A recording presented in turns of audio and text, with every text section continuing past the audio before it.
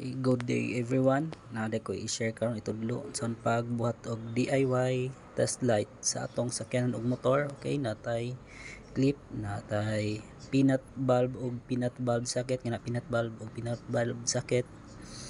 Dayon natay wire, depende na sa inyo kung sa kataas. Okay, natay gamiton nato nga contact point rod. Sa balay na siya nga Pasiflex nga kuryente og natay electrical, natay lungnos, natay gunting. Okay, let's go. So magputol lang ta og depende na po nato sa kataas, kung sa kataas yung gamiton nga rod sa atong test light. Okay, doon na sa kabuk nga wire ato lang panitan, ng isa lang atong gamiton. Okay, anak. So muna akong kuan kataas, so magpanit lang ta kay para atong diyan na to ihikot ang isa ka wire sa atong peanut bulb socket. Okay, atang ikot dia. Okay, ikot lang nato da, then ilikos-likos lang para i-fix dayon to din ng electrical tape. Okay, so pag plaster na, naikot na og tarong to nang tipan para iwas grounded. Okay, tipan lang nato. Okay, tipan.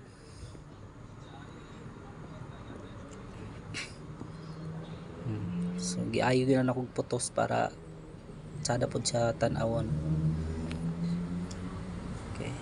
Okay na. So putlo na to.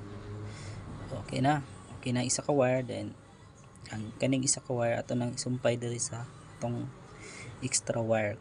Depende na sa kataas na atong gamiton nga wire. Okay, na kana mo lang nagibuhat, then sumpay, then tipan na po din nato na tape.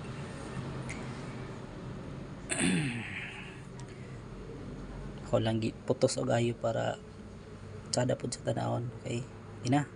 Then ang kaning tumoy sa wire nga atong gisumpay sa socket mo nang ang tumoy na diyan nato isumpay ang clip. Okay, kanang panit sa clip ako lang gisulod ang wire, then gilikos din ako ang wire sa iyang clip dito sa na-spring dapit para mas ligon siya, di siya basta-basta maputol or maibot. Okay, na gilikos lang nako, i-fix lang yun nagtarong. Okay, then ang tumoy ato lang dahil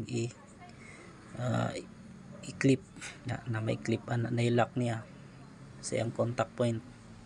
Panitan lang yun natong tumoy para mag-contact siya. Okay, ato dahil ipiton gamit ang plier.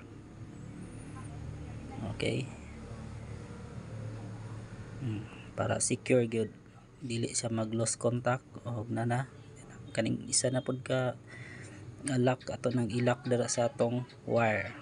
Okay, so ato lang ibalik ang iyang kuan, yang putos. Okay, balik na. So okay na. So magputol lang din tag magpanit lang din ta sa tumoy sa atong contact point sa atong rod. Okay, mo man atong ibutang may contact point. So, okay na. So ato nang testingan sa itong battery kung functionable na ba siya. Okay, o sige na, negative positive, bali-bali